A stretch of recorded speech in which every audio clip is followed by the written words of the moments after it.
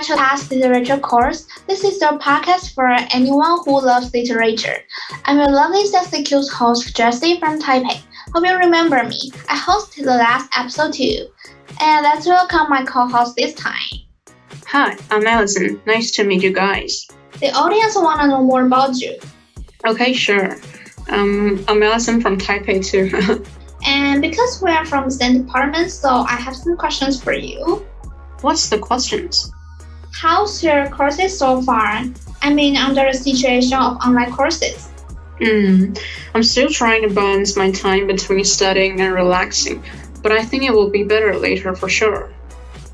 And you are a sophomore now, so what have inspired you so far and why? For this question, I must mention a professor that changed my life a lot. The professor who loves philosophy suggested some videos and articles about philosophy to me last semester, and I fell for it instantly. Wow, that's so cool! Actually, to our lovely audience, if you love philosophy like Ellison, you will definitely love this episode. Absolutely. Today's topic is the intersection between literature and philosophy. Yeah, and let's explore both literature and philosophy.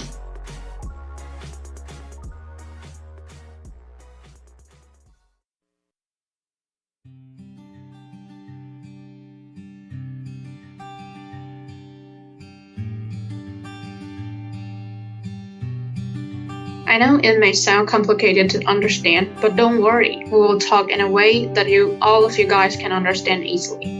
True, and we will also give you lots of examples so you can connect it with your real life. And then you can enjoy it gradually. Yes, and let's talk about what literature is first.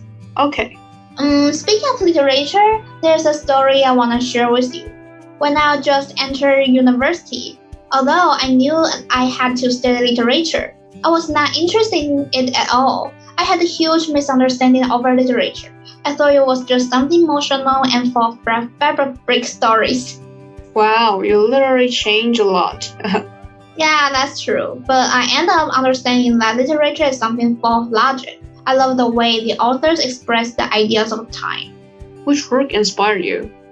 I guess it's The Adventure of Huckleberry Finn by Mark Twain, which I have mentioned in the last episode. I love it because I started to understand the history of slavery.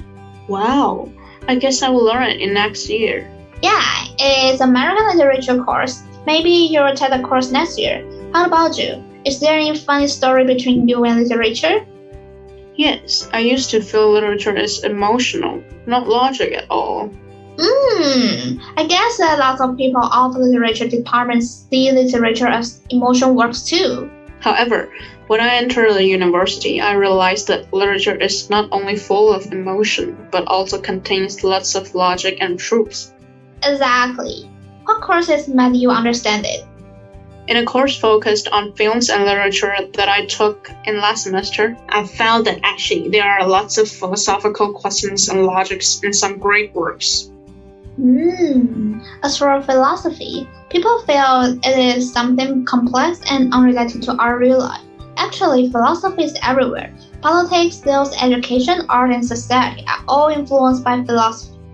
And we can find philosophy in literature. Yes, and what makes you interested in philosophy, Ellison? I love to understand how some great philosophers could think so differently and so rationally at the same time. And it's very interesting for me to form my own thoughts through all the process. That's cool. And let's take a break for 30 seconds.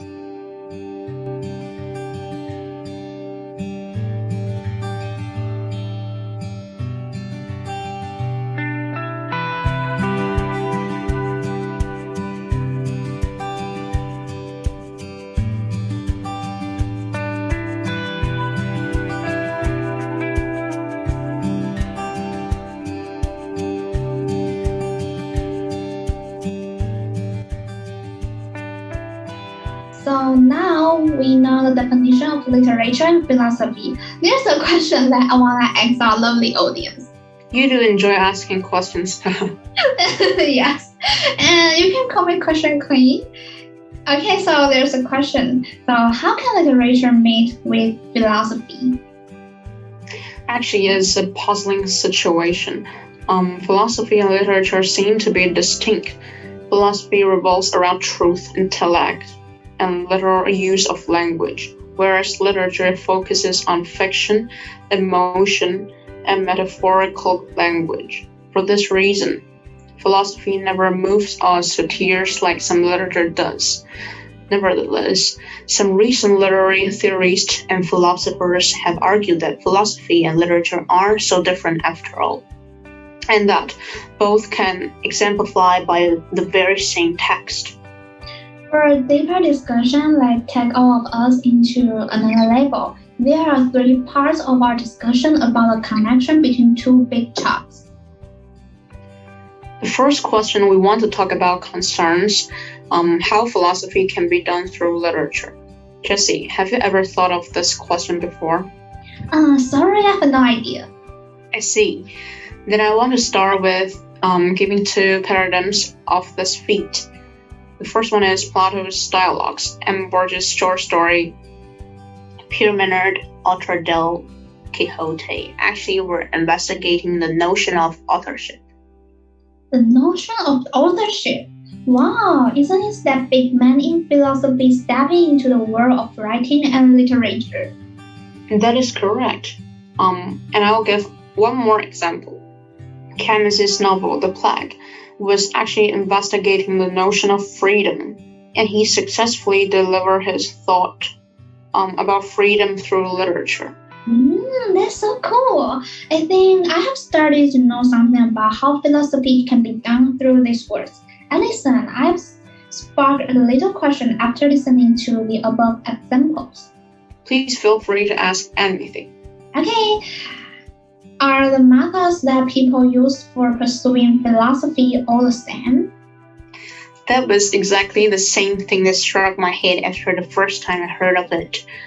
No, there are distinctively literary methods for pursuing philosophy. Through such methods, sometimes one makes more progress in a philosophical investigation than one could by approaching the investigation straightforwardly. I have built on more and more knowledge. And that is so fascinating that the word that makes each other could give out such a strong power. True it is. I'm glad that you like it. Ellison, I was wondering if there are some limitations between the two. Are the literary methods always superior to standard philosophical ones? That is a very interesting question.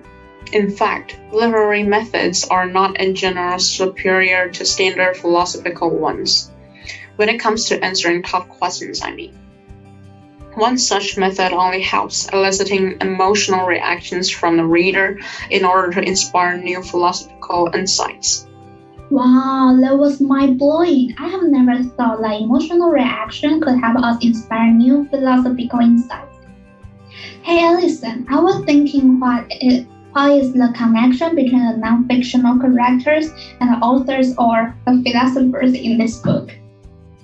For me, non-fictional characters present the thoughts of the author. In such situations, when characters express different views, readers must reckon for themselves who is right. Isn't that exciting for us readers? Sure it is. I always love to read and think, and I love the books that I could form my thoughts about when reading through the stories.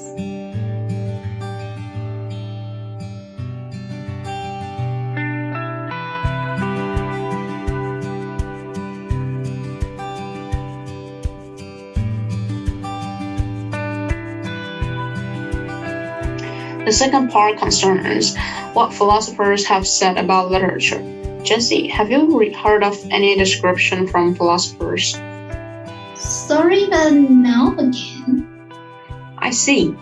First, some have wondered whether we can learn truths about the real world by reading fiction. Since laws of nature can be broken at will in fictional worlds, they could seem an unreliable source of information about the real world, which always obeys those laws. See why these philosophers have doubts about it. What about other philosophers' opinions? Other philosophers have wondered whether investigating how literature conveys messages and morals can help us understand the pragmatics of natural language. Does literature show truths rather than say them? That's interesting. Yeah. And third, some philosophers have pondered on the notion of narrativity. Could you give me some examples? For example, Sartre's notion suggests that having narrative structure in one's life is essential for developing one's sense of self. This seems plausible to me, though I disagree whether the narrative impulse is part of our biological programming or is rather a cultural norm that we try to live up to without having evolved to do so. To someone who doesn't know about narrative impulse, it means the very impulse to our story. The human need to tell and to write and make meaning and sense of one's existence. Then what about your opinion about the impulse? I agree with the philosophy's idea. Okay, and I'll introduce a final one. Finally, for decades, a topic of hot philosophical debate has been why readers react emotionally to stories that know to be fictional. Why do I cry for Anna Karenina? Answering this question will help shape our philosophical theories of emotion, empathy, and imagination.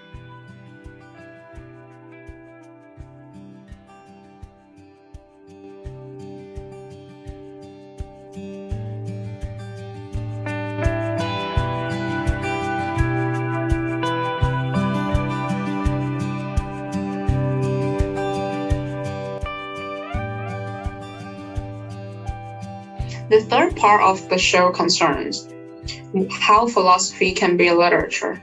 As a student always studying literature, I'm very interested in this question.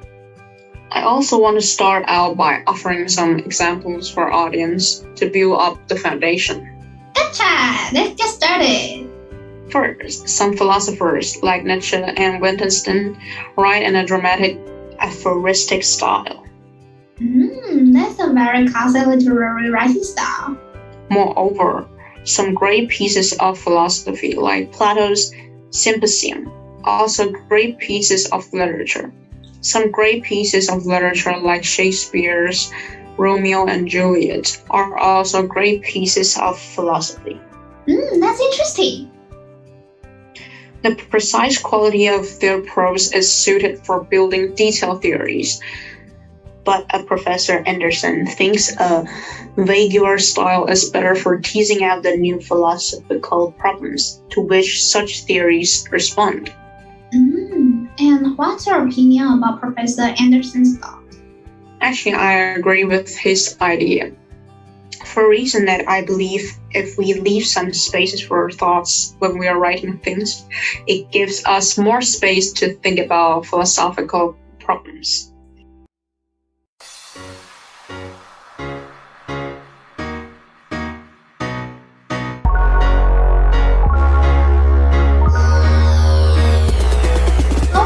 We have talked about lots of knowledge of literature and philosophy. True, and a lot of examples. In this interesting episode, we have learned how philosophy can be done through literature, and what philosophers have said about literature and how philosophy can be literature. Yes, hope you guys can be inspired by this episode and learn something from it. Now you can try to connect your life and explore literature in a different way. Yeah, that's great.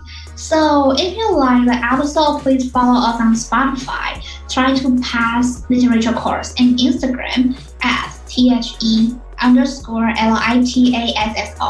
and like our Facebook page. The name is called the Literature Association. We will notify of you the update of new episode.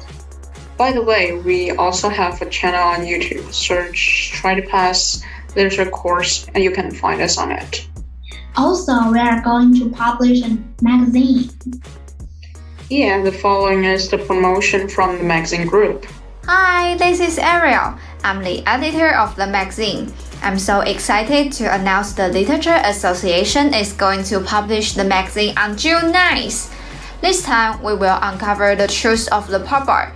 We will introduce not only the art and artists, but also the connection between pop art and films, fashion, and hippie.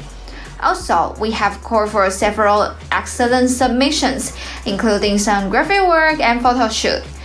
Be sure to follow us on the CCU Literature Association's website.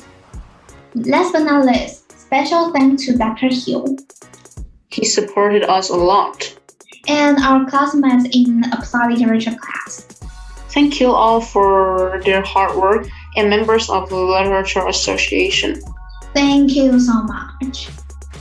It's our last episode. It is said that we are going to close the podcast. Yes, we have learned the connection between the movie and literature and how this classic literature influenced today's artwork and society. And this time we try to convey the connection between literature and philosophy. And hope every audience enjoys this podcast. Thank you for listening. I hope one day we will come back and see you another way. Me too. Maybe one day I'll have my own podcast. Woo! Let me come true. Bye-bye. Bye-bye.